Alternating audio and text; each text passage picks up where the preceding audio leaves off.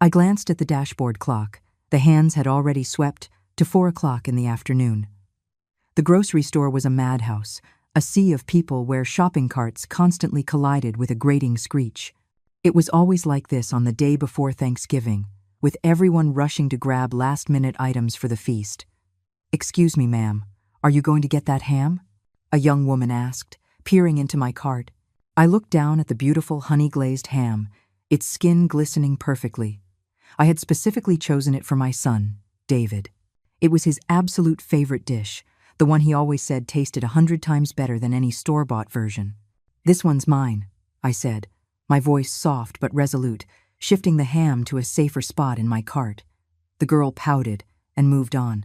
My cart was already piled high with groceries, a massive 20-pound turkey, symbolizing abundance and leftovers for days, high-quality bacon to wrap around asparagus bundles, fresh cranberries and oranges for my homemade sauce, and all the fixings for a classic green bean casserole. David, his wife Jessica, and my grandson Leo, plus me for a Thanksgiving dinner for 4. I figured I'd need at least 8 side dishes to make it feel truly special. While waiting in the long checkout line, I got the first call from my daughter-in-law, Jessica. "Helen, where are you?" Her voice crackled with impatience through the phone. "Still at the grocery store, just about to check out," I replied, cradling the phone between my shoulder and ear as I loaded items onto the conveyor belt. "What's taking so long?" Leo's friend's mom already posted pictures of their dinner on Facebook. "Everyone's eating already." Jessica's voice shot up an octave. "We're starving over here waiting for you," I frowned. "Who on earth eats Thanksgiving dinner at 4 in the afternoon? I promise I'll be home to start cooking by 6, I said. "Just hurry up," she snapped, and the line went dead. I sighed and continued bagging my groceries. Ever since my husband passed away 3 years ago, I had been in charge of the Thanksgiving meal. David had a demanding job at a downtown corporation, and Jessica was the type who had never lifted a finger in the kitchen. If I didn't cook, who would prepare this family meal? After finally paying, I pushed the 2 overflowing bags of groceries toward the parking lot. The cold November wind bit at my cheeks, but my heart was warm.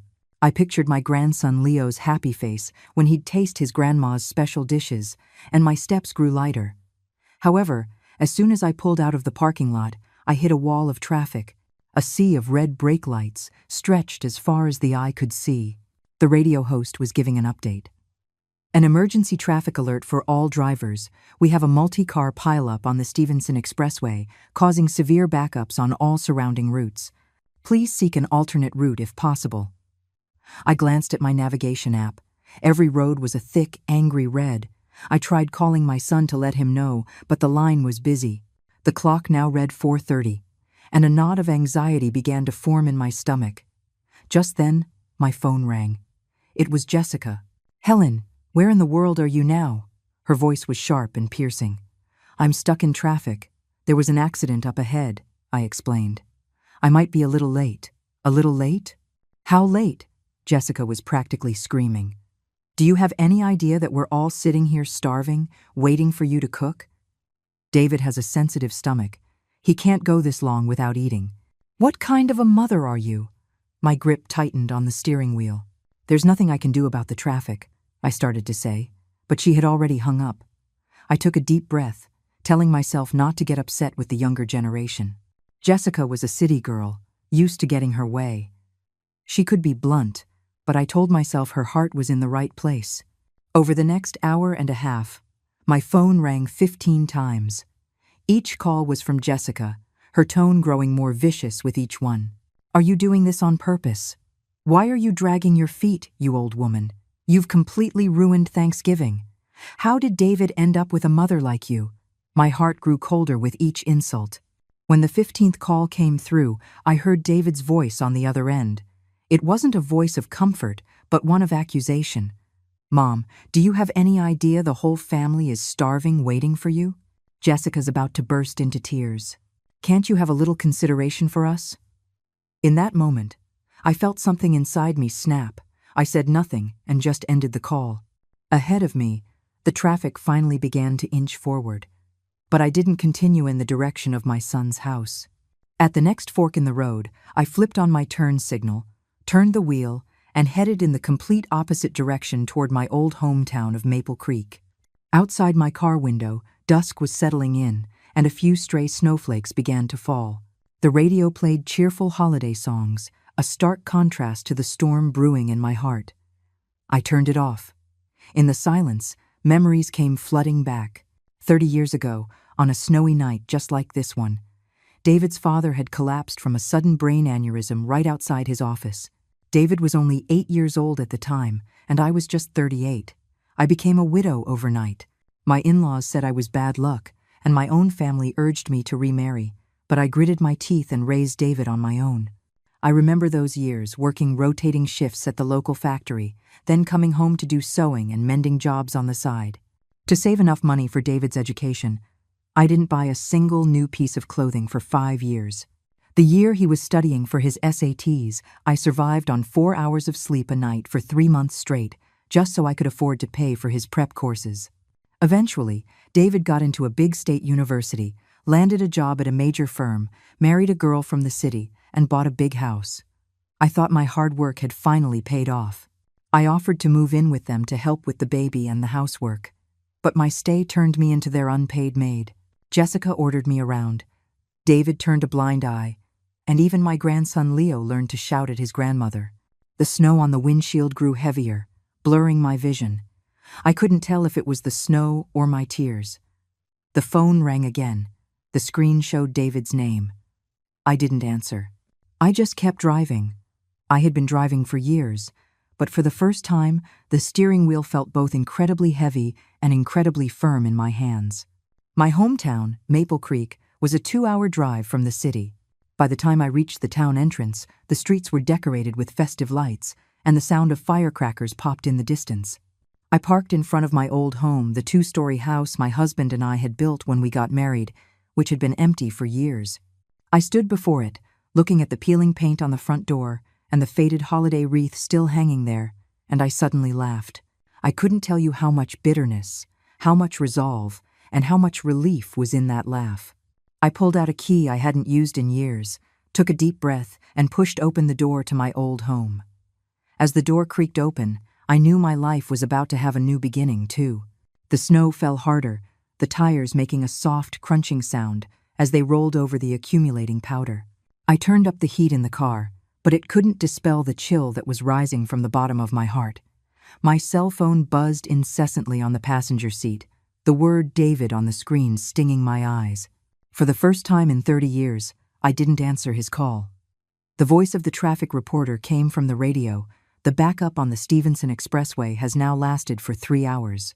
We advise all drivers to. I reached out and shut the radio off.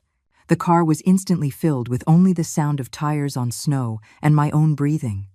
The scenery outside the window gradually changed from towering city skyscrapers to the open fields of the countryside. In the curtain of snow, the occasional streetlights flickered like pale yellow moons, reminding me of that snowy night 30 years ago that changed my life forever. David was only 8 then. His father, on his way home after his holiday shift, had collapsed in the snow from a brain aneurysm. By the time I got the call and rushed to the hospital, his body was already cold. I remember standing at the door of the morgue, clutching David's small hand so tightly, feeling the whole world spin around me. "Mommy?" 8-year-old David had said, looking up at me. His little jacket was still damp from the snowman he'd been building in the yard. I knelt and hugged him, smelling the scent of melted snowflakes in his hair. "David," I had said, "from now on it's just the two of us." The memory fell around me, as thick and fast as the snow outside. During those years, I worked shifts at the factory, and David always had a key hanging around his neck. Sometimes, I'd come home from a night shift to find him curled up asleep by the front door, tear tracks still on his small face. My neighbor, Carol, would always say, "Helen, you're working yourself to the bone and the boy is suffering too. Why don't you?" Why don't I what? Remarry? Send David to live with his grandparents? I never considered those options. David was my son, and I was his mother. That was enough. The phone rang again.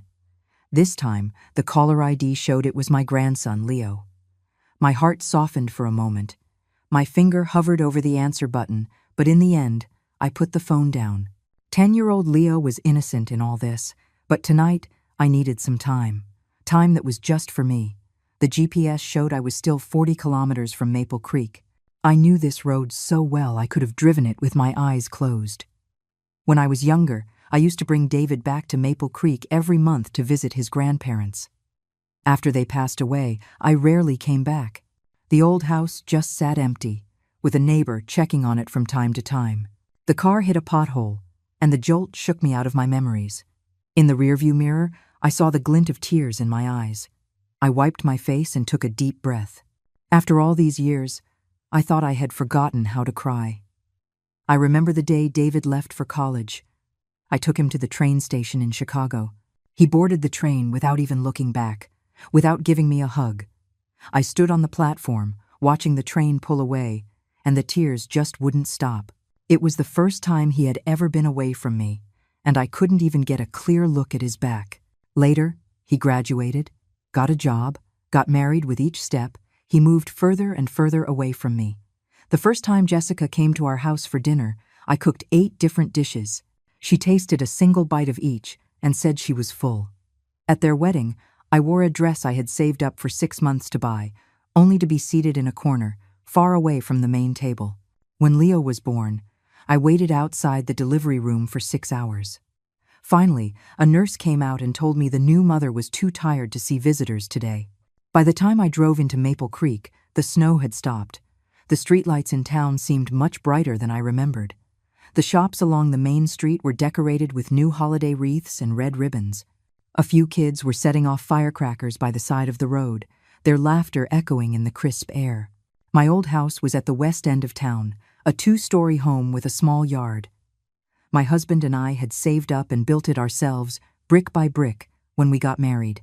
As I parked in front of it, my heart started to pound. The holiday wreath on the gate was from last year, its colors faded to a pale pink.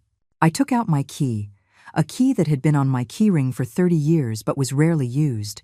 When I tried to put it in the lock, I found it was rusted shut. "Who's there?" A familiar voice called out from the next yard. I turned and saw Carol, my old neighbor, standing at her door wrapped in a thick coat, holding a flashlight. "It's me, Helen," I said. The flashlight beam hit my face, and Carol gasped. "Oh my goodness, it really is you, Helen. What on earth are you doing here on Thanksgiving?" She hurried over, the flashlight beam bobbing up and down. "Why are you all by yourself? Where's David?" "It's just me." I managed a weak smile and continued to wrestle with the rusty lock. "Oh, honey, that lock has been rusted solid for years," Carol said, taking the key from me. "You just wait here, I'll get my husband, Art." A few minutes later, Art broke the lock open with a hammer. As the gate creaked open, a musty smell hit me. Carol handed me the flashlight. "The power and water are probably off in there. Why don't you just stay with us for the night?" I shook my head. "No, thank you. I just want to be by myself for a little while." Carol started to protest, but Art gently pulled her back. The old couple helped me carry my bags inside. Then Carol rushed back home and returned with a new comforter and a hot water bottle. "I'll come help you clean up first thing in the morning," she said as she left. "Just call us if you need anything." I nodded. "Thank you." I closed the door, and finally, I was alone. The flashlight beam swept across the living room, revealing furniture shrouded in white cloths, like silent ghosts.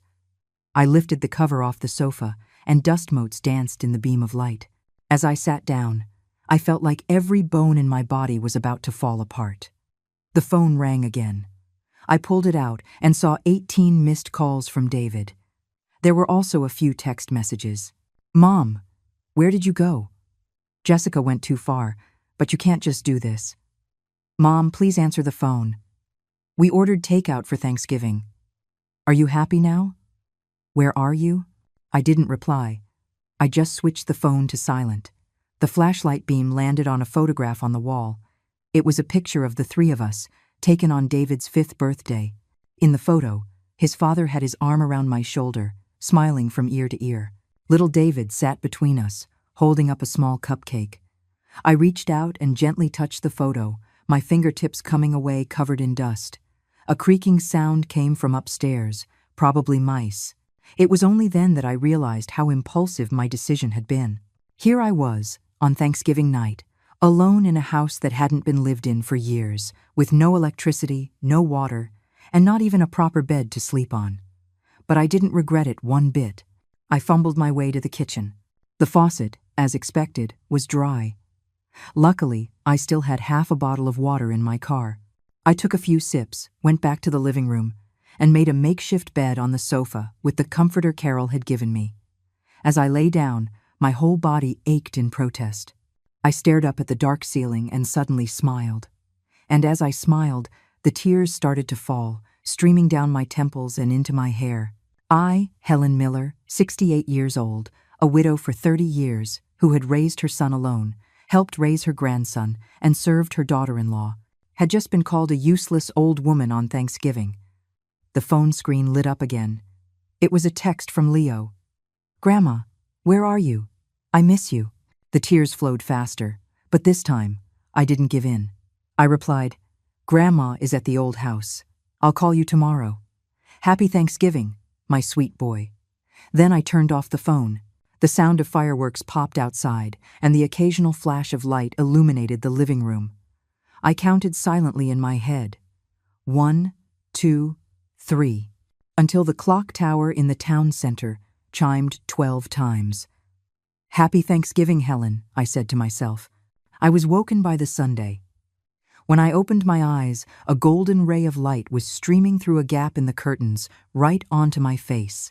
It took me a few seconds to remember where I was in the old house in Maple Creek, lying on the living room sofa, covered with the blanket Carol had given me. The hot water bottle was cold, but I had slept surprisingly soundly through the night. I sat up, my joints cracking and popping. My 68-year-old body had spent the night on a sofa, but it didn't ache as much as I had expected. The sunlight, filtering through the grimy curtains, drew a bright line across the dusty floor. I stepped onto the floor with my bare feet, and the cold sensation woke me up completely. The phone was still on the coffee table. I hesitated for a moment before turning it on.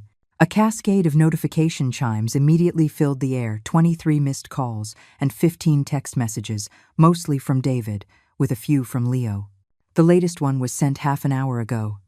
"Mom, where are you? You're scaring us to death." I didn't reply.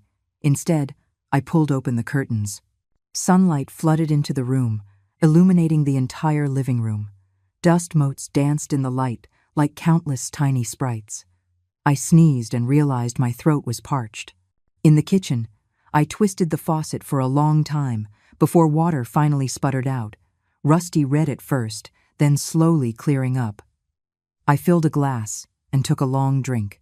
The cool water, with a slight taste of iron, slid down my throat, sweeter than any bottled water I'd ever had. There was a knock on the back door, followed by Carol's voice. "Helen, are you awake?" I opened the door to find Carol standing there, with a large tray covered by a towel.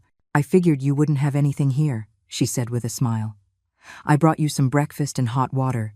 On the tray was a bowl of hot oatmeal, a side of toast, 2 boiled eggs, and a thermos of hot coffee. My eyes immediately welled up. Now, don't cry. It's the holidays," Carol said, placing the tray on the table and deftly uncovering it. "Eat up first, and then we'll tackle this house together." As I ate my breakfast, Carol had already started cleaning as if it were her own home. "So what happened last night? Why did you suddenly show up here all by yourself? Does David know?" I shook my head and briefly explained what had happened. Carol stopped wiping the table, the rag suspended in midair. "That Jessica," she said, biting her lip. "I never did like the look of that girl. It's my fault for not raising David better," I said quietly, "letting him marry a wife like that." "Nonsense," Carol said, tossing the rag into a bucket of water. "That boy of yours is an ungrateful brat, too. He's forgotten who raised him." I didn't respond, just focused on my oatmeal. Carol sighed and continued wiping the table. "So, what are your plans now?" "I'll stay here for a few days," I said. "The old house could use a good cleaning anyway." "That's wonderful." Carol's eyes lit up. "The Senior Community Center starts its new session tomorrow. You should come sign up with me." "The Senior Center?" I looked up at her. You bet, Carol said proudly. I started last year. I'm taking a pottery class and line dancing. The director, Mr. Peterson, is so nice. He set up all these classes just for us seniors. I was about to refuse when my phone rang again. It was David. I hesitated for a moment, then answered. Mom? David's voice was a mix of anxiety and anger. Where on earth are you? We've been looking for you all night. I'm at the old house in Maple Creek, I said calmly. What? What are you doing there during the holidays? David's voice rose. Do you know how worried we were? I could hear Jessica shouting something in the background, and then David lowered his voice. Mom, Jessica knows she was wrong. Please come back. Leo misses you. I looked at the sunlight streaming through the window and suddenly felt incredibly tired. David, I think I'd like to stay here for a few days. Stay for a few days? David sounded as if he'd heard something unbelievable. But what about the house? Who's going to cook? That question was like a knife, stabbing straight into my heart. I took a deep breath. You're all adults. You can figure it out for yourselves. There was a few seconds of silence on the other end. Mom, what are you trying to say? I'm saying, I said slowly, that I want to live my own life for a few days. David said something else, but I wasn't really listening. Carol was beside me, making frantic gestures and pointing at an imaginary watch on her wrist, signaling me to ignore him. Mom, just calm down. David's tone softened. I'll drive down this afternoon to get you. We can talk about this in person. There's no need, I said. I want to be alone for a while. Then I hung up. Carol gave me a thumbs up. Atta girl.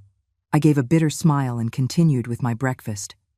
The oatmeal was a little cold now, but it was still delicious. After breakfast, Carol helped me clean the house. Although the old place had been empty for years, the foundation was still solid.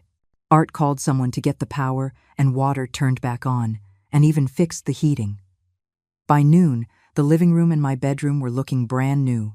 I'll go get you some groceries and things this afternoon, Carol said. You get some rest. After she left, I went upstairs to my old bedroom. The bed was still there. All it needed was a clean set of sheets.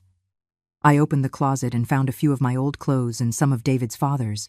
I took out one of his old shirts and buried my face in it, taking a deep breath. I could still smell the faint scent of his pipe tobacco. Tears welled up in my eyes again. After all these years, I thought I had forgotten his scent. I heard the sound of a car engine downstairs. I went to the window and saw a familiar black SUV parked outside. It was David's car. The doors opened, and David, Jessica, and Leo all got out. Jessica was holding a fruit basket, a strained smile plastered on her face. My heart began to beat faster, my fingers unconsciously clutching the old shirt. Should I go down? Should I forgive them? Should I go back to being their tireless, uncomplaining maid? The sun shone on David's head, and I was surprised to see he already had some gray hairs. When was the last time I had looked at him this closely? It must have been his birthday last year.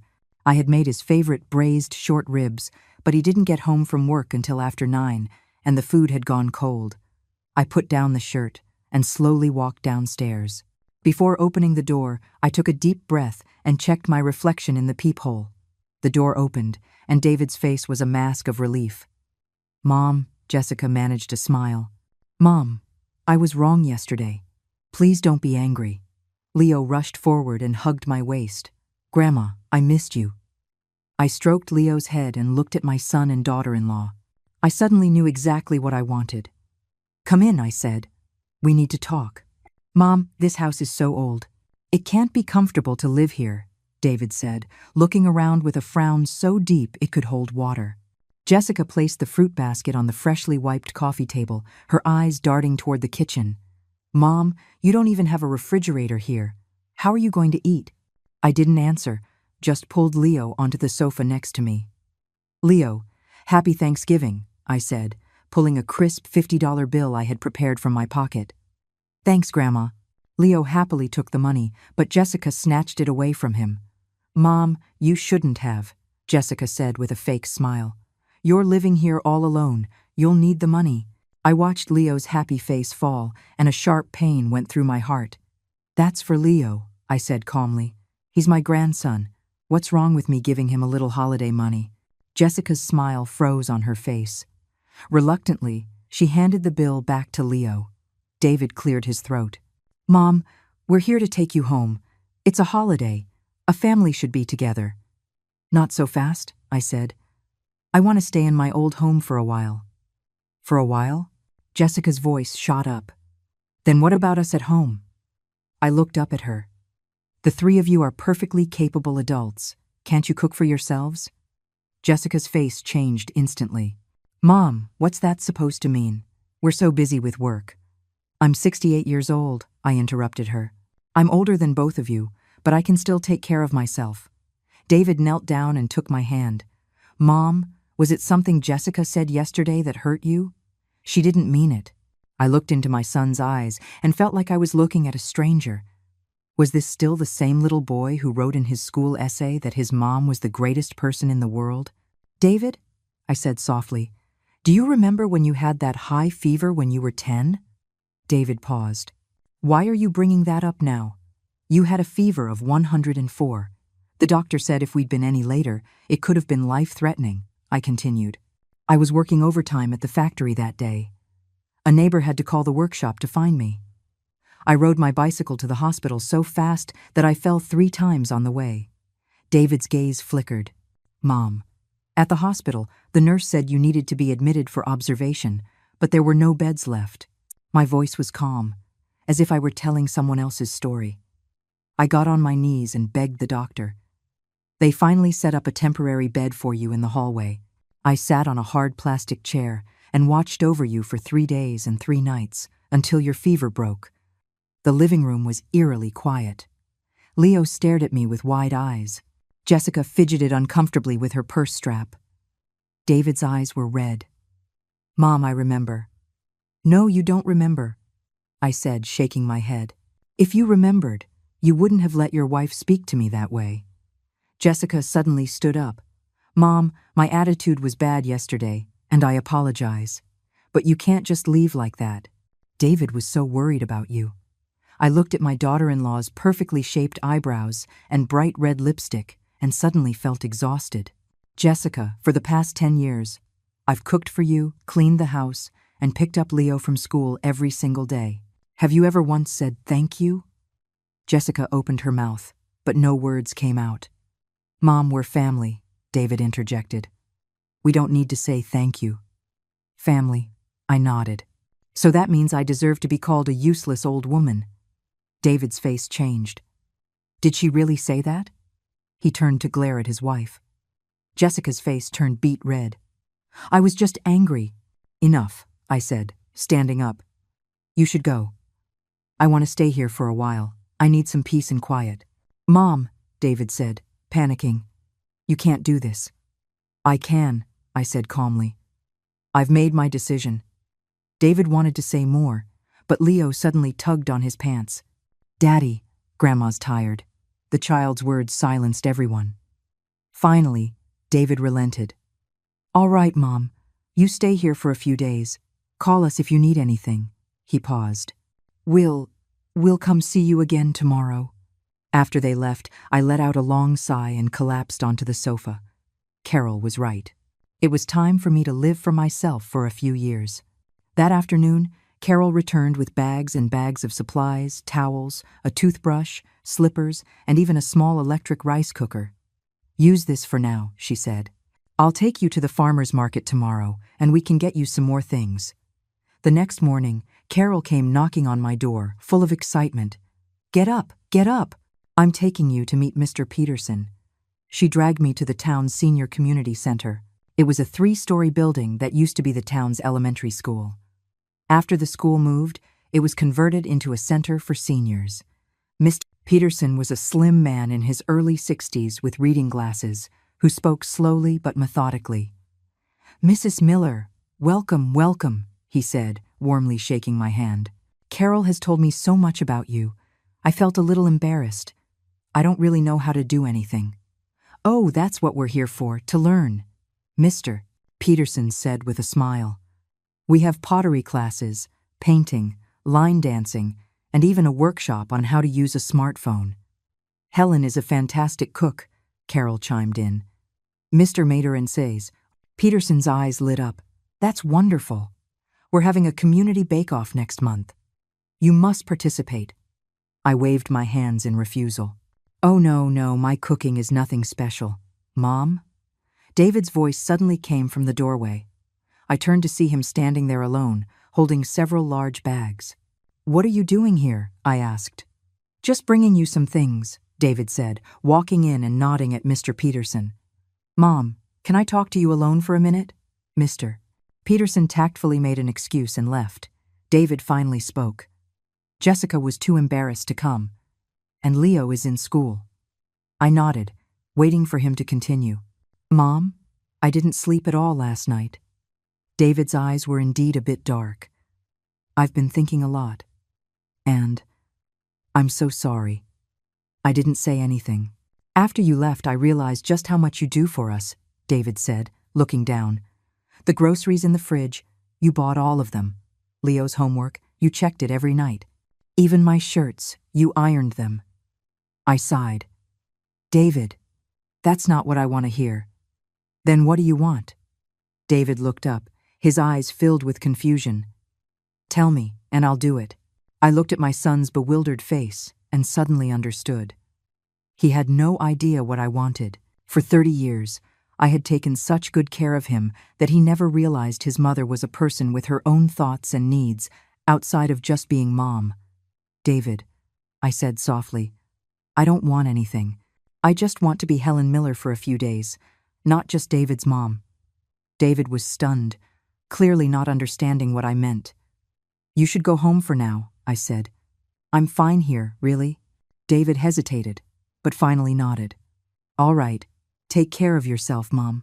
Call me if you need anything. Watching him leave, my heart felt a mix of sorrow and relief. Carol reappeared out of nowhere. Come on, I'll introduce you to your classmates. She led me into a classroom where a dozen or so seniors were practicing pottery. A woman with curly hair and a brightly colored sweater greeted us warmly. You must be the Helen that Carol's been telling us about. Come, sit. This is Brenda, Carol introduced, the life of the party at our senior center. Brenda giggled. Oh, stop it, you. She pulled me down into a seat. Helen, I hear you're an amazing cook. I smiled bashfully. Just simple home cooking. Nothing simple about it, Brenda said mysteriously. Carol says you can make tofu taste better than steak. Everyone laughed. Mr. Peterson came over and handed me a lump of clay. Mrs. Miller, give it a try.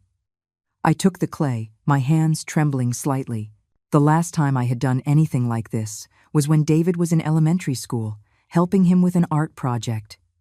Don't be nervous, Brenda leaned in. It doesn't matter if you mess up. Nobody cares here. I started to work the clay, and soon I had formed a small, lopsided bowl. It wasn't perfect, but it was mine. Not a mother's bowl, not David's mom's bowl, just Helen's. Brenda clapped her hands. That's wonderful. It has character. Everyone gathered around to praise my little bowl. My face grew warm, but a long-forgotten warmth spread through my heart. When the class was over, Brenda dragged Carol and me to the cafeteria for lunch. We have a ballroom dancing class next week, she said excitedly. You two have to come. I can't dance. I quickly waved my hands. I'll teach you. Brenda winked. I was a dancer in a traveling show in my youth. When I got back to the house, it was already dark. I was surprised to find someone standing at my door. It was David, with 2 large bags next to him. Mom, he said, looking a little awkward. I brought you some food. I opened the door and let him in. David took the items out of the bags one by one and put them in the refrigerator: milk, eggs, vegetables, fruit. I could have bought these myself, I said. I know, David said, his head down. I just wanted to come see you. My heart softened. Have you eaten? No. I tied on an apron. Let me whip something up. I took 2 eggs and some spinach from the fridge. It won't be much. David sat on a small stool in the kitchen, watching me cook, just like he did when he was a little boy. The oil sizzled in the pan as I cracked the eggs in. Mom, David said suddenly, I signed up for a cooking class at work. My hand paused. I want to learn how to cook for myself, David continued. I can't always depend on you. I didn't say anything, just scooped the scrambled eggs onto a plate. Jessica, she's really sorry, David said cautiously. She just has a quick temper. David, I interrupted him. I don't want to talk about this. David obediently shut his mouth and ate his food. As he was leaving, he hesitated. Mom, do you still love us? The question hit me like a hammer. I stepped forward and hugged my son, my child, the boy I had raised with my own 2 hands. Silly boy, I whispered. A mother's love is forever. David's shoulders relaxed. Then, I'll bring Leo to see you this weekend. I nodded. Okay. After David left, I sat on the sofa, replaying the day's events in my head, the pottery class, Brenda, the ballroom dancing, and David's question. I took out my phone and sent a message to Carol. Sign me up for that ballroom dancing class next week. No, your wrist needs to be like this. Brenda grabbed my wrist and gently twisted it. Yes, that's it. Now, follow the rhythm. In the senior center's activity room, a dozen couples were ballroom dancing. I was being spun around and around by Brenda, feeling dizzy but strangely exhilarated. I can't. I need a break, I said, panting as I stopped. Just a little rest, Brenda said, still full of energy. Helen, you're out of shape. You need to exercise more. I collapsed into a chair and took a sip of water, watching the other seniors dance gracefully. A month ago, I never would have imagined myself here, learning to dance. Carol was having a great time, dancing with Mr. Peterson. They moved together perfectly, like they had been partners for years. Did you sign up for the community bake-off? Brenda asked, leaning in. I shook my head. My skills aren't good enough for a competition. Oh, don't be so modest, Brenda said, giving me a playful shove. Carol said your pot roast could make a man weep. Her exaggeration made me laugh. It's not that good. That settles it, Brenda said decisively. I'm signing you up. Before I could protest, she had already dashed off to find Mr. Peterson. I shook my head with a helpless smile, but a small part of me felt a flicker of excitement. Maybe it was time to let others taste my cooking. When I got home after class, I found David and Leo waiting at my door. Leo was holding a drawing. Grandma, look what I drew. It's you. In the drawing, I was wearing an apron and cooking at the stove. The lines were crooked, but I could tell he had put his heart into it. My eyes grew warm. It's beautiful, David said sheepishly. Leo insisted on coming today. I hope we're not bothering you. Of course not, I said, stroking Leo's head. Come on in. Grandma will make you something delicious. David offered to help in the kitchen. I watched him clumsily trying to slice potatoes. Some pieces were as thick as his fingers, others as thin as a needle. I couldn't help but laugh. Here, let me do it. No, David insisted. Let me try. Leo sat on a small stool by the kitchen door, eating an apple and watching us. The sunlight streamed through the window. The oil sizzled in the pan, and for a moment, I felt like I had gone back in time to when David was a little boy, just the 2 of us against the world. Mom, David said suddenly, Jessica is working late today. She wanted me to say hello for her. My hands paused. Okay, she actually misses you a lot, David said cautiously.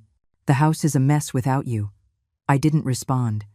Over the past month, David had been bringing Leo to see me 2 or 3 times a week, but Jessica had not come once. I didn't blame her. My words that day had been harsh. Grandma, when are you coming home? Leo asked, looking up at me. My heart ached. Does Leo miss Grandma? Uh-huh, Leo nodded. Daddy's cooking is bad, and Mommy always orders pizza. David coughed awkwardly. I knelt to be at eye level with Leo.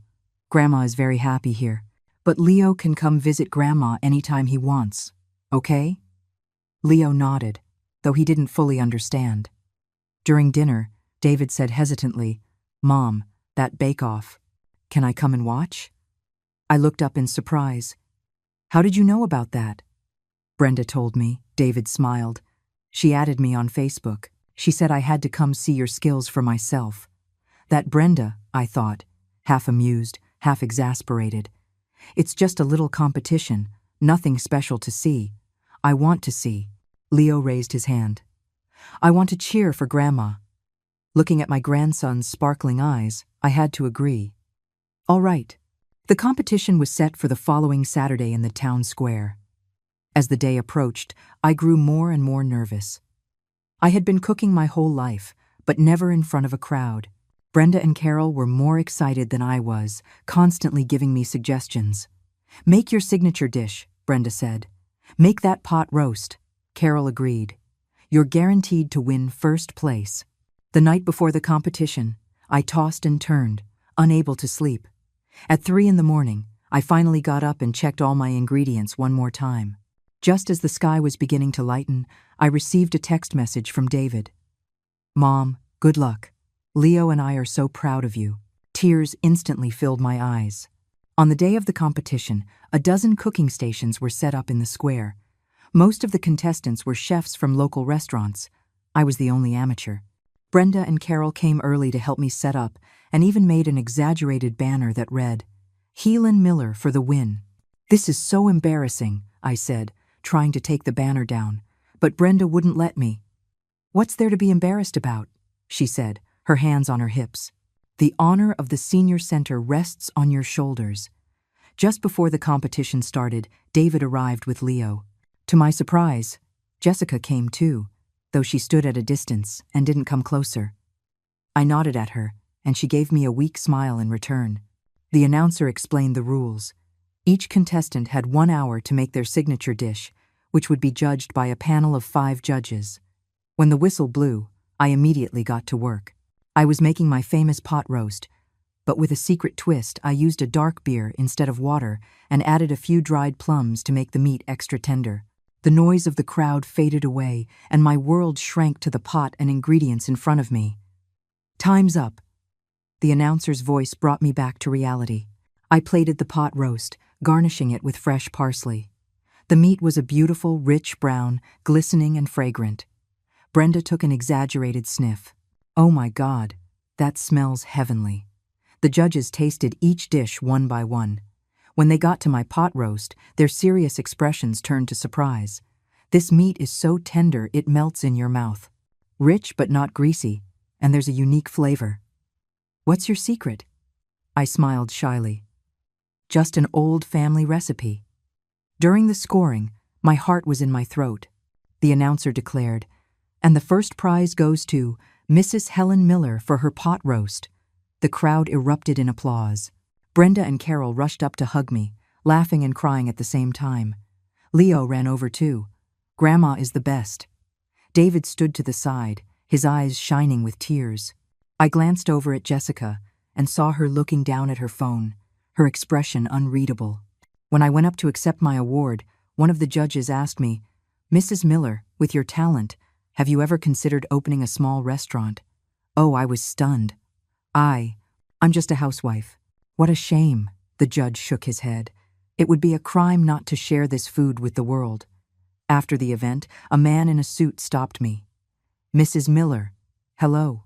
I'm the manager of a local restaurant group. I was wondering if you might be interested in partnering with us to open a small bistro? I was completely bewildered. I've never thought about it. No rush, he said, handing me his business card. Please, think it over. On the way home, David was very quiet. Just as we were nearing the house, he suddenly said, Mom, that restaurant thing? What are you thinking? I shook my head. He was just being polite. I'm too old to be opening a restaurant. But David looked like he wanted to say more. Jessica suddenly spoke up. Mom, if you opened a restaurant, it would definitely be a huge hit. It was the first time she had spoken to me directly all day. I looked at her in surprise. Jessica managed to smile. Your cooking is really amazing. Back at the house, Jessica even helped me put things away. While David and Leo were in the bathroom, she whispered, Mom, I'm sorry. I was stunned. I was so thoughtless before, Jessica said, her eyes red. You did so much for us, and I patted her hand. It's all in the past. That evening, after David's family left, I sat on the sofa in a daze. My phone buzzed. It was a video link from Brenda. Someone had uploaded a video of the competition to the internet. The title was, "This 6-8-year-old grandma's cooking will blow your mind." I clicked on the comments section. "This grandma is incredible. I want to eat her pot roast. This is what real home cooking tastes like." I smiled and shook my head. Just as I was about to turn off my phone, another message came in. It was from the restaurant manager, with a proposed menu and a partnership plan attached. He added, "Mrs. Miller, we are very serious." I put the phone aside and walked to the window. The night in Maple Creek was quiet and peaceful, with the occasional bark of a dog in the distance. For the first time in my 68 years, I felt that life was full of so many possibilities. "You're really going?" David's voice was an octave higher on the phone. I held the phone with my shoulder while stuffing a bottle of sunscreen into my suitcase. "The tickets are already bought." "But Florida is so far away. And for a whole week?" David sounded worried. "You'll be all alone. It's not safe." "I'm not going alone," I explained patiently. "It's a group trip organized by the senior center. There are more than 20 of us. Brenda and Carol are both going." There was a pause on the other end. "Mom, is this because of what Jessica said the other day?" I stopped packing and sighed.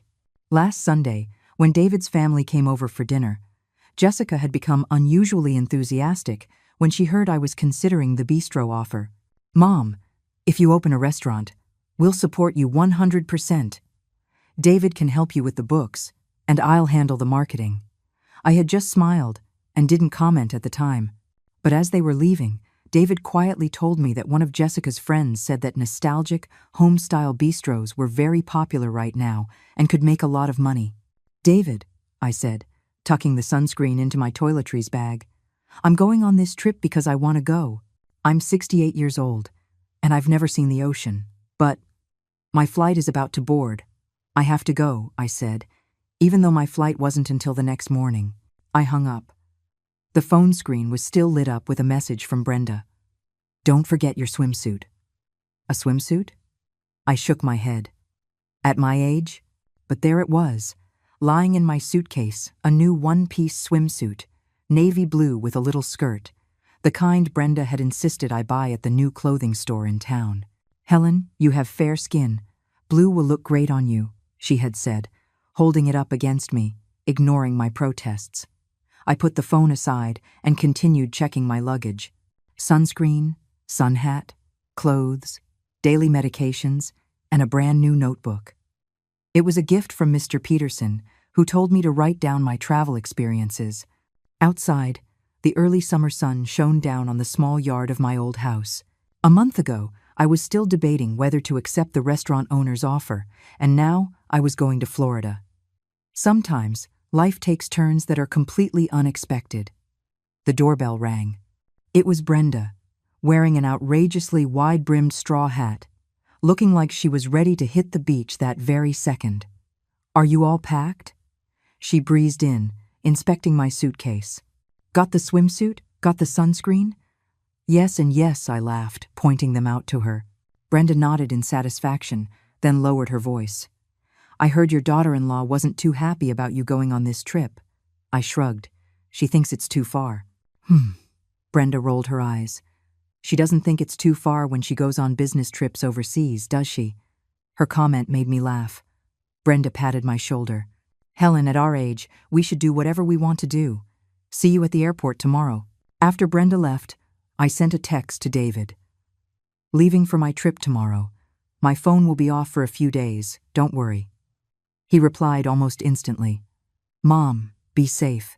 Please send me a message every day to let me know you're okay." I didn't reply, just sighed softly. Since the bake-off, David's attitude toward me had subtly changed. He was no longer taking me for granted. There was a new carefulness in his voice, which was both gratifying and a little sad. The next morning, Art drove Carol and me to the airport. Brenda was already waiting for us in the departure lounge, surrounded by a group of our classmates from the senior center, all chattering like excited schoolchildren. "Helen," she waved at me from a distance. "Over here. I saved you a window seat." As the plane took off, I gripped the armrests, my heart pounding. It was my first time flying. When the plane banked and climbed into the sky, everything on the ground quickly shrank, and I felt a strange sense of liberation, as if all my troubles and worries had been left behind on the ground. Beautiful, isn't it? Brenda leaned over, pointing at the sea of clouds outside the window. I nodded, speechless. The sun shone through the small window, warm and bright on my face. 3 hours later, we landed in Sarasota. A wave of heat hit us, carrying the salty smell of the sea. We checked into a hotel not far from the beach. I was rooming with Brenda. "Quick, change into your swimsuit," Brenda said, already shedding her clothes as soon as we got into the room. "Let's go dip our toes in the water before the sun sets." I hesitated for a moment, then took out the blue swimsuit. After putting it on, I looked at myself in the bathroom mirror for a long time, my sagging arms, my wrinkled neck, and all the marks left by childbirth and a life of hard work. I sighed and put on a cover-up. "Oh, what are you covering up for?" Brenda pulled off my cover-up. "You look great." She dragged me to the beach. The sun was setting, casting a golden glow on the water. There weren't many people on the sand. A few kids were building sandcastles, and in the distance, some young people were playing beach volleyball. I walked barefoot on the soft sand, the warmth spreading from my feet throughout my body. The waves gently lapped at my ankles. "Come on, let's go a little deeper," Brenda said, pulling me into the water. The water slowly rose past my knees, and the bottom of my swimsuit got wet, clinging to my skin. A slightly larger wave came, and I stumbled. Brenda quickly steadied me. "See?" she asked. I didn't answer because I realized I was laughing so hard I couldn't stop. How long had it been since I had done something like this? Playing in the water like a child, without a care in the world. "You crazy old lady." Brenda laughed too, splashing water at me. We played until the sun had completely set. Back on the beach, we sat side by side, panting and watching the sunset. "Helen," Brenda said suddenly, "do you know why I love dragging you around to do things?" I shook my head. "Because I see my younger self in you," she said, looking out at the horizon. "Always so cautious, afraid to try anything new. Until my husband passed away." I turned to look at her. In the twilight, Brenda's profile looked exceptionally soft. "The day he died, I realized that the trip to Europe we had planned our whole lives would never happen," she said softly. "So now, I do whatever I want. I don't want to have any more regrets." I took her hand. 2 wrinkled hands, holding each other tightly in the sea breeze. The next few days were a whirlwind of activity. We went snorkeling to see the coral reefs, rode jet skis, and even tried surfing, though that ended with me getting completely wiped out. Brenda also dragged me to get a hot stone massage on the beach. As the warm stones were placed on my back, I was so comfortable I almost fell asleep. On the 5th morning, I met a foreign lady in the hotel restaurant. She was holding a tray and looking for a seat. I gathered my courage and, in my broken English, invited her to my table. Her eyes lit up. "Thank you," and that's how I met Emma, a retired teacher from Australia who was traveling through the country alone. My English was limited, and her knowledge of our language was even worse. But we managed to have a great conversation with the help of hand gestures and a translation app on my phone. "You? A chef?" Emma asked, pointing to the picture of me from the bake-off on my phone. I nodded, and an idea came to me. I typed into my phone, "Would you like to learn how to cook some simple American dishes?" Emma nodded enthusiastically, so we made a plan. After I returned to Maple Creek, I would teach her a few classic home-cooked meals. When we parted, Emma gave me a tight hug. "You are amazing." When I was packing in my room, Brenda wiggled her eyebrows at me. "Ooh, making foreign friends now, are we?" I laughed and tossed a seashell at her. "She's interested in our food, so I offered to teach her a few things." Well, Brenda shook her head dramatically. "Our Helen is going international." On our last night, we attended the hotel's beach barbecue. The sea breeze was gentle, the stars were bright, and everyone sat around a bonfire, singing and dancing. Mr. Peterson, after 2 beers, got up and did a hilarious line dance that made everyone roar with laughter. I slipped away from the party and walked to the water's edge. The tide ebbed and flowed, and the moonlight created a silver path on the water. I took out my phone and took a picture of the beautiful scene. then sent it to David. Almost immediately, the phone rang. "Mom," David's voice was a mix of surprise and joy. "You finally called. Are you having fun?" "I'm having a great time," I said softly. "Leo misses you," David said. We all miss you." Over the sound of the waves, I suddenly missed the feeling of my grandson's soft little arms wrapped around my neck. "I'll be back the day after tomorrow," I said. After hanging up, I stared out at the ocean for a long time. This trip felt like a dream, but I knew that something inside me had changed, in that place that had been washed clean by the waves. "Helen, it's a real shame your talent is wasted by not opening a restaurant," Emma exclaimed in her accented English, devouring the chicken pot pie I had made while giving me a thumbs up. I smiled and refilled her glass of iced tea. "Slow down, you'll choke." It had been 2 weeks since my trip to Florida, and Emma had kept her promise to visit Maple Creek to learn some cooking. It was less like teaching and more like having a permanent dinner guest. The Australian woman's love for American home cooking was beyond anything I could have imagined. "Teacher Helen," she said, seriously taking out a notebook, "please tell me the name of this spice." She pointed at the bay leaf on the cutting board. I patiently taught her how to identify different herbs and demonstrated basic knife skills. Emma was a diligent student, even if her sliced carrots were all different shapes and sizes, looking more like a pile of small sticks. "It's magic," she said, her eyes wide as she watched me transform simple ingredients into a delicious meal. Her enthusiasm was contagious, and I found myself enjoying teaching more and more. Just as I was showing her how to properly brown the chicken, the doorbell rang. It was David, Jessica, and Leo. The moment he saw me, Leo ran into my arms. "Grandma, I missed you so much." I hugged my grandson and kissed his cheek, then looked up to see David and Jessica standing at the door, their hands full of shopping bags. "Mom," David smiled, "we came to visit." Jessica's face was also wreathed in smiles. "Mom, I heard you have a friend visiting from overseas. We brought some fruit." I stepped aside to let them in. Emma greeted them warmly. "Hello, I am Emma." David stumbled through a greeting in English, while Jessica just kept complimenting Emma on her language skills. After the initial pleasantries, Jessica's eyes kept wandering to the kitchen. "Mom, are you teaching your friend how to cook?" "Yes," I nodded. "Emma is very interested in our food. So, have you thought any more about the bistro?" Jessica leaned in, lowering her voice. "That restaurant owner contacted David again. He said he's willing to invest." I frowned. "I never agreed to anything." "Mom," David interjected, "this is a great opportunity. Your talent is too good to waste." Emma curiously asked what we were talking about. After I briefly explained, she clapped her hands excitedly. "Open a restaurant. Wonderful idea. I can be the first customer." Leo also started jumping up and down. "Grandma is opening a restaurant. I'm going to eat there every day." Looking at the hopeful faces all around me, I started to reconsider. Maybe I could really do it. That night, after everyone had left, I sat in my yard, lost in thought. The moonlight bathed the old brick patio in a silvery glow. I thought about the ocean in Florida, about the look of delight on Emma's face when she tasted my food, and about the pride in Leo's voice when he talked about his grandma opening a restaurant. My phone buzzed. It was a message from Brenda. "I heard you're opening a restaurant. That's fantastic. I'll be your first waitress." I smiled and shook my head, replying, "Haven't decided yet." The next morning, Mr. Peterson himself came to visit. "Helen," he said, rubbing his hands together, "I heard you're considering opening a bistro."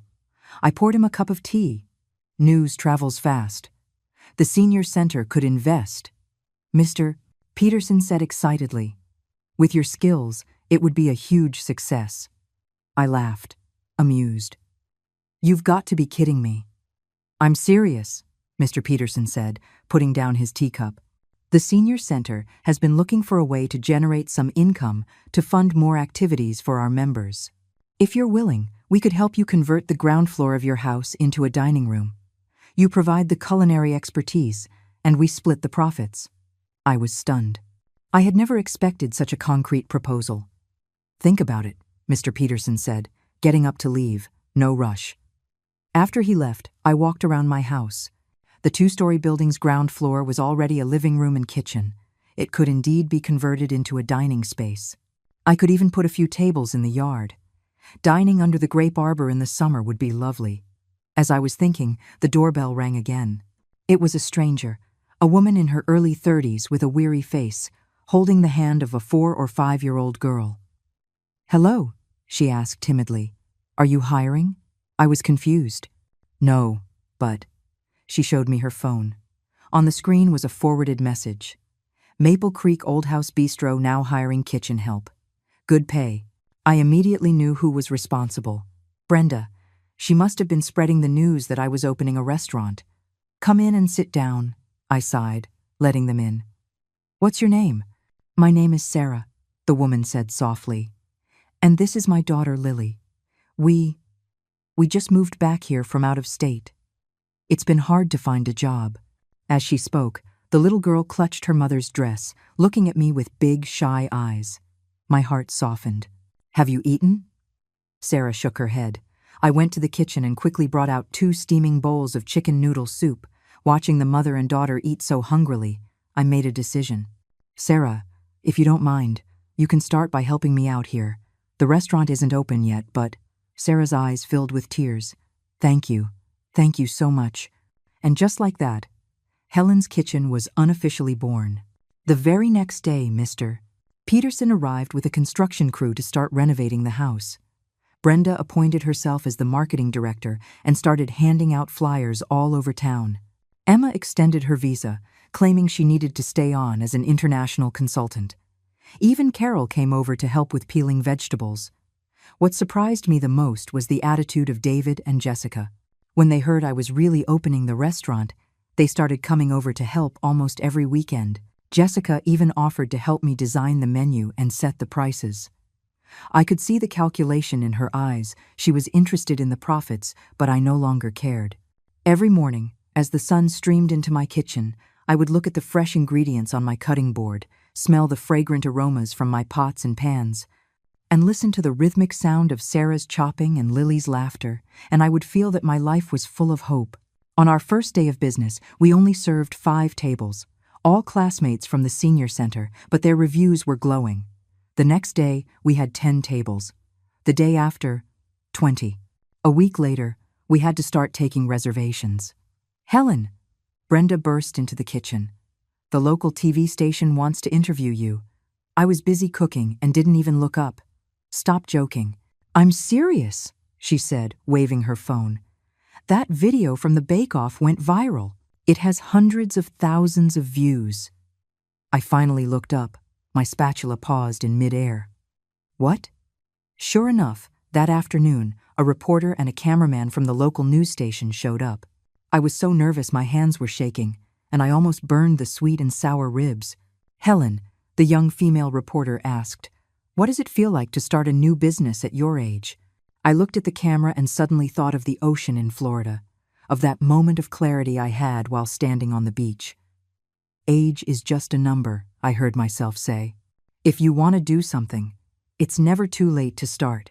After the interview aired, my little bistro became a local sensation. We were booked solid for the next 3 months, and people were even driving in from the state capital to eat here. Mr. Peterson was overjoyed, as the senior center's bank account was growing every day. However, as the business boomed, David and Jessica started visiting more frequently. Jessica would casually bring up expanding the business, opening a second location. David would always find an excuse to look at the account books. One rainy afternoon, when the restaurant was quiet, I was in the kitchen experimenting with a new recipe when I heard arguing from the front yard. Mom would never agree to that. It was David's voice. "Are you stupid?" Jessica's voice was sharp. "Do you know how much this old house is worth? If we could get it rezoned for commercial use?" I froze, the cookbook in my hands falling to the floor. "Keep your voice down," David hissed. "This has to be done slowly." "Slowly? What's there to be slow about?" Jessica sneered. "By the time the old woman writes her will and donates everything to that stupid senior center, you'll be left with nothing." I leaned against the stove, my legs feeling weak. So that was it. That was why they had suddenly become so attentive. Mom wouldn't do that, David said, though he didn't sound confident. I'm her son. Son? Jessica's voice was full of scorn. Look at you now, hovering around that old woman like a puppy dog. You're just after her money, same as me. After a moment of silence, David said quietly, just stop it. She'll leave it all to us eventually. I'm her only child. I couldn't listen anymore. I pushed open the door and walked out. When David and Jessica saw me, their faces went pale. Mom, when did you? David stammered. I looked at him, my son, the child I had raised with my own 2 hands, and he suddenly felt like a stranger. I heard everything, I said calmly. Jessica's face went from red to white, and then she seemed to give up all pretense. Mom, we're just thinking of you. You're getting old, you should be relaxing. If you let David manage the restaurant and the house, wouldn't your life be easier? I shook my head and walked into my study. From the back of a drawer, I took out an envelope. Inside was the will I had quietly drawn up last month. 70% of the proceeds from the house and the bistro would be donated to the senior center, and the remaining 30% would go into an education fund for Leo. I walked back into the living room with the envelope. David and Jessica were still standing there. David, I said, taking a deep breath, this is my will. I was planning on giving it to you in a few years. David took the envelope, his hand trembling slightly. When he saw the contents, his face turned ashen.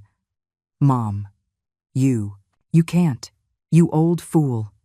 Jessica snatched the will from him, and after a quick glance, she shrieked, Are you crazy? Giving the family's money to strangers. This is my decision, I said calmly. Jessica lunged at me, grabbing my shoulders and shaking me. You won't get away with this. We'll get a lawyer to overturn it. You're senile. That's enough. David pulled Jessica away. Are you out of your mind? Jessica shoved him off, pointing a finger at my face. You useless old woman. You just wait. She slammed the door on her way out. David stood there, clutching the will, tears suddenly streaming down his face. Mom, I'm so sorry. I didn't say anything. I just turned and walked back to the kitchen. The soup on the stove was still simmering. I mechanically picked up a ladle and stirred, my tears falling one by one into the pot. Helen, you need a good lawyer. Brenda placed a folder in front of me. My cousin recommended this guy. He specializes in inheritance disputes. I rubbed my temples. I had barely slept since the argument last week. David called me every day, sometimes to apologize, sometimes to explain, and sometimes just to listen to my breathing in silence. Thank you, I said, opening the folder. But what I'm more worried about right now is them claiming I'm mentally incompetent, Brenda said, getting straight to the point. I nodded. Jessica's threat was not an empty one.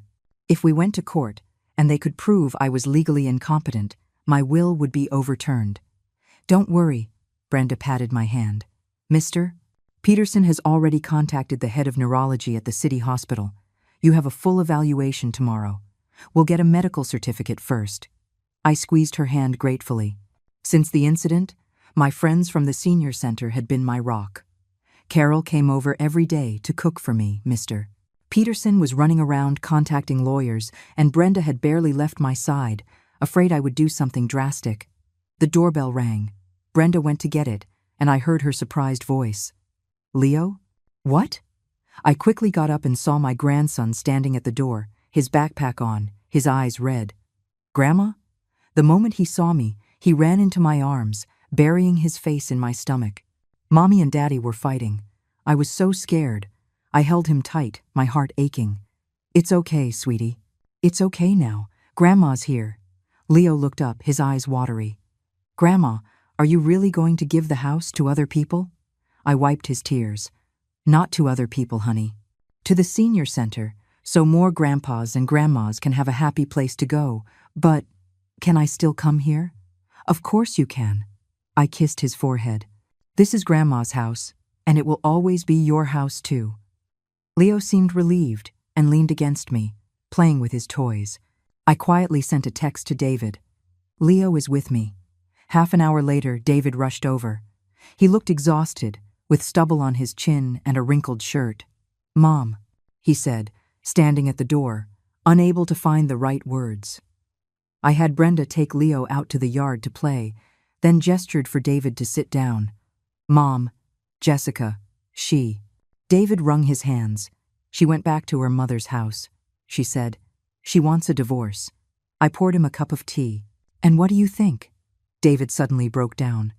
I don't know, he said, grabbing his hair. Mom, I really don't know how things got so out of hand. I just wanted my house and my money. I finished his sentence softly. David looked up sharply. No, He choked up, tears streaming down his face. At first, Jessica just said you were working too hard at the restaurant and we should help. Then she said the house was valuable, and I got greedy. I looked at him, my son, the little boy who once wrote in a school paper that he wanted to buy his mom a big house when he grew up. David, I said, taking out an old photo album. Do you remember this? The album was full of old pictures of us. His first day of school, with me kneeling to tie his shoes. The year he took his SATs, with me waiting outside the testing center with a thermos. His college graduation, with me standing on my tiptoes in the crowd to get a picture. David flipped through the album, his hands trembling. Mom, I never wanted to be a burden to you, I said softly. But I'm a person too. I have my own thoughts, and I have the right to decide what to do with my own things. David closed the album and suddenly knelt on the floor. Mom, I was wrong. I was so wrong. I helped him up, and we held each other and cried. The next day, Mr. Peterson took me to the hospital for a full evaluation. The results showed that my cognitive functions were completely normal, even better than most people my age. Mrs. Miller, the doctor said with a smile, you've got a sharp mind. You could live another 30 years with no problem. With the medical certificate in hand, I went to see the lawyer Brenda had recommended. Mr. Davis was in his early 50s, sharp and competent. After listening to my story, he said confidently, Mrs. Miller, this case is a sure win. But what? Once this goes to court, he said, hesitating, your relationship with your son. I knew what he meant. The law could protect my assets, but it couldn't mend a broken family. When I got home, I found an unfamiliar car parked outside. A man in a suit was standing in my yard. When he saw me, he immediately came forward. Mrs. Miller, hello. I'm Director Zhang from the state's Cultural Tourism Bureau. I looked at him, confused. Can I help you? Yes, he said enthusiastically. We saw your interview on TV, and we're very impressed with your culinary skills. We have a US-Japan-Korea cultural exchange event next month, and we would like you to participate as a representative of American home cooking. I was stunned. Me? A representative? Yes, Director Zhang nodded. It's a 2-week event, all expenses paid. Please, consider it. After he left, I sat in my yard in a daze. A cultural exchange. Going overseas. Right in the middle of this family crisis. My phone rang. It was a video call from Emma. She was back in Australia now, but had been keeping in touch with me every week. Helen, she shouted excitedly. Guess what? A restaurant here wants to invite you to Australia for a food festival. This is your chance, David said seriously. As for things at home, I'll handle it. I'm going to have a serious talk with Jessica. He gave a bitter smile. To be honest, we've had problems for a long time, not just because of all this. I took my son's hand. David, I love you. I always will. But I love myself too. And I want to live the life that I want to live. David nodded, his eyes red again. I know, Mom. I'm so sorry. 3 days later, I made my decision. I accepted the invitation for the cultural exchange and temporarily left the bistro in the care of Brenda and Mr. Peterson. Mr. Peterson. Davis helped me finalize all the legal documents to make sure everything was in order. As for David and Jessica, I told David that I would respect his decision, whatever it may be. And if he needed me, I was willing to sit down and talk with Jessica any time. The night before I left, Leo refused to sleep in his own bed. Grandma, how long will you be gone? Just 2 weeks, I said, stroking his head. And I'll bring you back a present. I want a robot from Japan. Leo immediately perked up. David stood at the door, hesitating. I motioned for him to come in. We sat side by side on the bed, watching Leo drift off to sleep. "Mom," David said softly, "I contacted Jessica. She agreed to come back next week to talk about our marriage." I patted his hand. "Whatever you decide, I will support you." David leaned his head on my shoulder like a child. The moonlight filtered through the curtains, casting a soft, gentle glow on the three of us. The mediation room was cold, but I still felt hot and stuffy. Across the table, Jessica sat with perfect makeup, her lips pressed into a thin line, while her lawyer shuffled through papers. David sat next to me, constantly wiping sweat from his forehead. According to my client's statement, Jessica's lawyer said, pushing up his glasses, "Mrs. Miller has been exhibiting erratic behavior in recent years, with large sums of money unaccounted for. She has also suddenly changed her will to donate the majority of her assets to a non-family institution. That is a complete fabrication," my lawyer, Mr. Davis, immediately countered. "Mrs. Miller's mental state is perfectly sound, as proven by this medical report from the hospital. The so-called large sums are the normal income and expenses of her bistro, all of which are well documented." Jessica sneered. "Then why did she suddenly decide to give her assets to strangers? If that's not senility, what is?" "Jessica," David hissed, "you promised me you would be reasonable." "Reasonable? What's there to be reasonable about?" Jessica shot up from her chair. "Your mother would rather give her money to strangers than to her own grandson, and you're still defending her?" The mediator tapped the table. "Please, let's all remain calm." I took a deep breath and took out a folder from my bag. These are my journals from the past 30 years, documenting every milestone of David's life. I then took out my phone, and these are the recordings of all my phone conversations with my son and daughter-in-law for the past 2 years. David looked at me in shock. "Mom, you?" I started recording our conversations after the first time Jessica called me a useless old woman. I said calmly, "I think a judge would be very interested in listening to these." Jessica's face went pale. Her lawyer started flipping through the documents with increasing urgency, his expression growing more and more grim.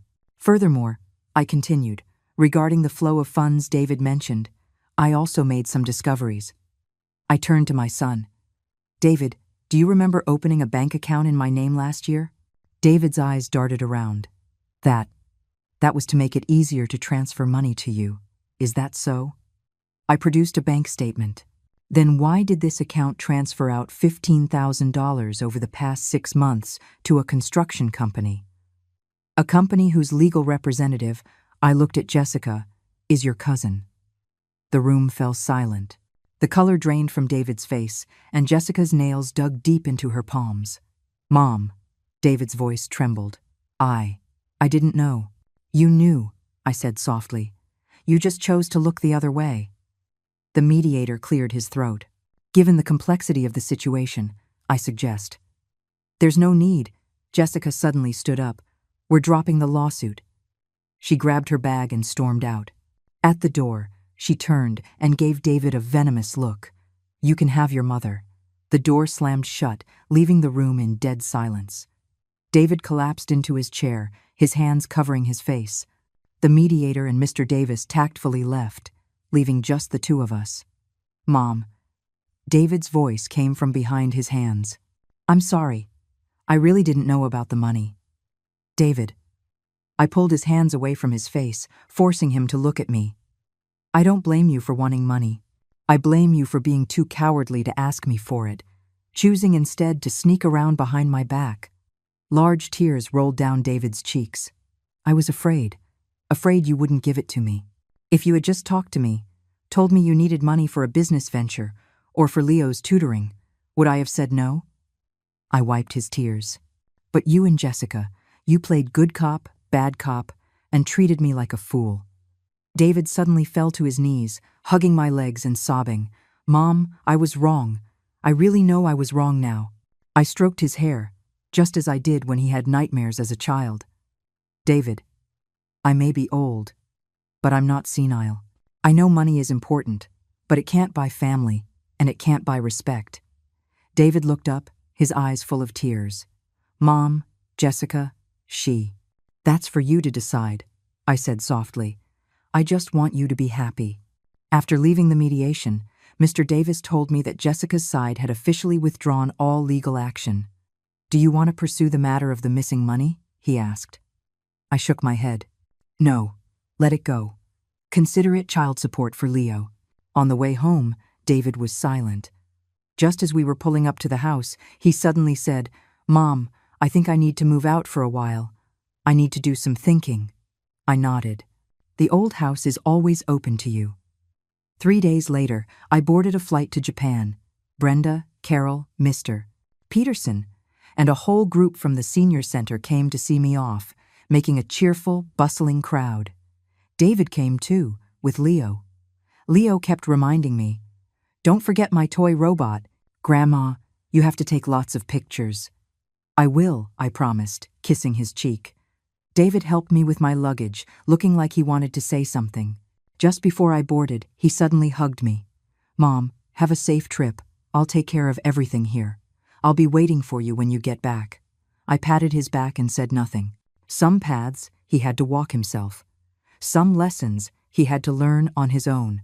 As the plane climbed into the sky, I looked out the window at the shrinking city below and suddenly thought of myself 30 years ago, standing on that train platform, watching David leave for college. Back then, I thought there was nothing more painful than being separated from my child. Now, I understand that physical distance has nothing to do with the closeness of the heart. The flight attendant brought me a drink. I took a sip and looked at the itinerary for the cultural exchange. In the next 2 weeks, I would be demonstrating American home cooking in Osaka, Kyoto, and Tokyo, as well as learning about traditional Japanese and Korean cuisine. Mr. Peterson had even bought me a nice camera, telling me to take lots of pictures to show everyone back home. Outside the window, the sea of clouds stretched out like endless cotton, bathed in brilliant sunlight. I closed my eyes, soaking in the peace. Whatever lay ahead, at least in this moment, I was free. I was my own person. I was Helen. A year later, on Thanksgiving, the yard of my old house was filled with lights and laughter. More than 20 seniors from the community who would have otherwise been alone sat around a long table, a grand Thanksgiving feast spread before them. Helen, this turkey is the best I've ever had, 80-year-old Mr. Liu said, giving me a thumbs up. Have some more, I said, giving him another slice of breast meat. There's plenty for everyone today. In the kitchen, David was clumsily chopping cucumbers, with Leo acting as his supervisor. Daddy, Grandma says you have to slice them diagonally. I know, David said, wiping sweat from his forehead. Go see if your mommy has set the table yet. I walked over and took the knife from my son's hand. Let me do it. You go spend some time with Jessica. David gave me a grateful smile and whispered, Mom, thank you for giving her another chance. I shook my head. We're family. Yes, Jessica was back. During my trip to Japan, David had messaged me almost every day, telling me about his reflections and his remorse. The day I came back, he picked me up from the airport alone and told me he and Jessica had divorced. I've thought it through, Mom, he said in the car. Jessica and I had problems long before all of this. We wouldn't have lasted anyway. I didn't comment, just asked. And Leo? He's with me, David said. Jessica can visit on weekends. I thought that was the end of it. But 3 months later, Jessica showed up at my door to apologize. A sincere apology, with no calculations, no pretense. It turned out that after the divorce, she had gone to live with her parents, and her father, my never-before-seen in-law, had given her a stern lecture. My dad. He said he didn't raise me right, Jessica had told me, her eyes red. He said, a mother-in-law like you is a blessing that most people can only dream of. I poured her a cup of tea and listened as she talked about her upbringing, her vanity, her regrets. Finally, she asked if I could give her another chance, not for the money, not for the house, but simply because she wanted to make amends. Mom, I know you probably don't believe me, she had cried, but I truly know I was wrong. I didn't agree right away. Instead, I gave her a test.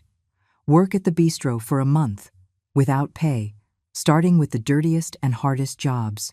To my surprise, she stuck it out. She even went out of her way to take care of the elderly patrons who came to eat. Grandma, Leo saw me and ran over. I made 10 dinner rolls. That's amazing. I kissed his cheek. Go help Auntie Brenda with the pies. Mr. Peterson was taking pictures everywhere, saying he was going to put them in the senior center's newsletter. Carol and Art were holding hands in a corner, like a young couple. Emma was even there. She now came to visit for a month every year, saying she needed to recharge. Helen, she called out in her charmingly accented English. This stuffing, it is magic. I smiled and went over to show her how to mix it. She was a diligent student, even if her technique was a bit clumsy. Halfway through dinner, the town mayor stood up to give a speech. I'd like to thank Helen Miller and her family for their care for the lonely seniors in our community this past year. Not only has Helen's Kitchen provided a free weekly lunch for our seniors, but she has also organized this wonderful Thanksgiving dinner for everyone. Everyone applauded loudly. David lowered his head in embarrassment, while Jessica blushed and tried to hide behind me. I stood up and raised my teacup. It's my pleasure. We seniors have to look out for each other. After dinner, everyone gathered around the TV to watch the holiday specials. Leo was so tired he was nodding off, but he insisted on staying up. Jessica held him in her arms, humming softly. David sat next to me, refilling my tea from time to time. Mom, David whispered during a commercial break, I got a promotion. Really? I looked at him, surprised. Why didn't you say so sooner? I wanted to surprise you, David smiled shyly. Project director. It came with a nice raise. I patted his hand. That's wonderful. I'm so proud of you, and… David hesitated. Jessica and I were thinking of getting remarried. I looked over at Jessica. She was gently stroking a sleeping Leo, her expression much softer than before, without the sharp edges of the past. As long as you've both thought it through, I said softly. You have my blessing. As the clock struck midnight, everyone stood up to wish each other a happy new year in spirit, even if it was Thanksgiving. Leo woke up with a start, jumping up and down and asking for his holiday gift. I had prepared a small gift for everyone, including Emma and Brenda. Grandma, Leo whispered in my ear, when I grow up, I want to be like you and help people. I held him tight, my eyes welling up. All the trials and tribulations of the past year, the arguments, the tears, the confrontations, it was all worth it for this one moment. Outside, fireworks lit up the night sky, illuminating the yard of the old house and every happy face within it. David and Jessica stood on either side of me. Leo was in my arms, and my friends were all around me. This was my family, my life, the fulfillment that my own choices had brought me. At 69 years old, Helen Miller had finally found her own perfect happiness.